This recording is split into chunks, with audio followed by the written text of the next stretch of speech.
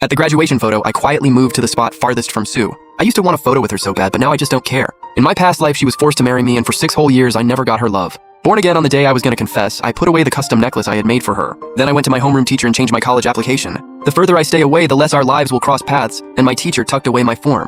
Then she said, "Hey, go tell everyone in class. Don't leave after the graduation photo. We're all going out for a farewell dinner tonight," and I nodded and headed out. I passed the message along to the class rep, and once we got to the field, it took about half an hour to sort out the photo lineup, and Lisa gave me this knowing look. "Just watch, Liam is definitely gonna stand right next to you. I mean, you hate taking photos, so this would basically be your first pic together. There is no way he would pass up a chance like this," and Sue had her usual ice queen expression on, acting like she couldn't care less, but her eyes drifted toward the front. He hasn't come to talk to me at all today. And back in the day, I would have made up all kinds of excuses, like bringing her water or borrowing something, finding any reason to get close, but today I was totally quiet. So what is his deal? Is he upset because he didn't walk with me to school this morning? Well, considering he gets me a birthday gift every single year, I guess I won't hold it against him, and when he gives me my gift, I will just open it right in front of him. But before Lisa could even finish talking, she noticed Sue looking my way, and I was leaning against Jake. Standing at the spot farthest from Sue, maybe he got pushed there by the crowd. Right as she said that, Sue could feel the temperature around her drop a few degrees. Whatever she said coldly, and at that moment the spot right in front of Sue got taken by some other guys in class. "Hey Liam, you sure you want to stand there? Sue is way over there. You two are so far apart," and Jake clearly picked up on this. He whispered to me and I said, "It's fine, it doesn't matter where I stand, right?" Then the photographer called out, "All right everyone, we are starting. I will count to 3 and you all yell cheese." As the photographer's voice faded, the photo was taken. Sue's eyes were looking straight at me and watching me smile so brightly. She felt a strange twinge of annoyance, and some close friends started asking the photographer for group shots. Lisa nudged Sue again. "Hey, drop the ice queen act already. You see that a bunch of girls over there all want to take a photo with Liam. I am telling you with how much he likes you. He is definitely gonna come ask you for a photo, so when he does, please don't play hard to get." "Got it," Sue said, her mood finally lightening a little, and she stood somewhere super visible on purpose, just waiting for me to come find her, and a bunch of guys asked to take photos with her. She turned them all down just to wait for me. But she watched as I got invited by one girl after another for photos,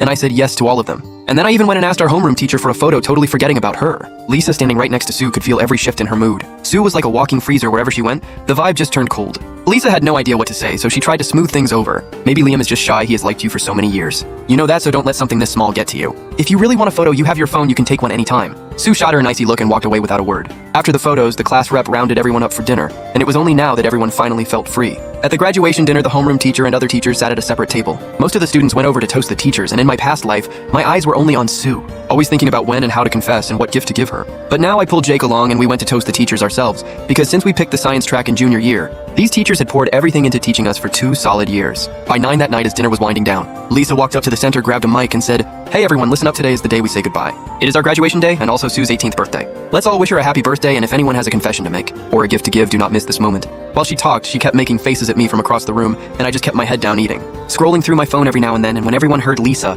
the whole room cheered and broke into a round of happy birthday. Sue frowned slightly. She never liked this kind of thing, especially being the center of attention, and especially since Liam had not done a single thing. He even sat far away from her at dinner and had not glanced her way even once all night. She did not know why she kept tracking his every move, but his actions were already getting to her. Right now, her mood was at rock bottom, and all the frustration built up through the day finally exploded. Dinner was wrapping up and the teachers had already left, and yet so many classmates were still happily singing her happy birthday, while Liam just did not care about her at all. He would not even open his mouth to sing and was still on his phone. Her eyes filled with rage, and as everyone sang the last line, she got up and walked out. "Sue, wait up, slow down." Lisa rushed after her, and Jake asked me with a worried look. "She left, are you okay with that?" And I looked up and asked confused who left. That confirmed to Jake that I genuinely did not care, and he asked if anyone else wanted to perform. "Before we all go our separate ways, sing us a song or something."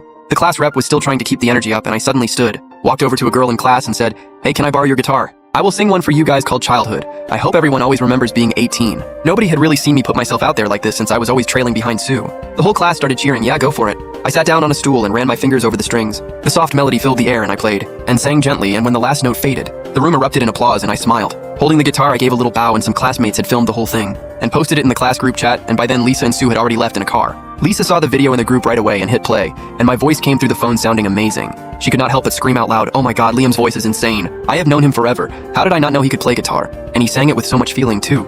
Wait, Childhood." After listening, she said with a sigh, still wanting more, "Sue, stop playing your game. Go check the class group chat. I swear he is doing this on purpose to mess with you." The old him never would have sung in front of that many people, but Sue was already annoyed, and hearing that her character in the game just got taken out, she rage quit and slammed her controller on the floor and snapped, "Why do you bring up Liam every single day? Do you have a crush on him or something? Whatever he does from now on has nothing to do with me, so do not mention him around me. Today is her birthday and Liam did not even get her a gift. Did not walk home with her either, basically treating her like she was nothing. So why should she even bother caring anymore?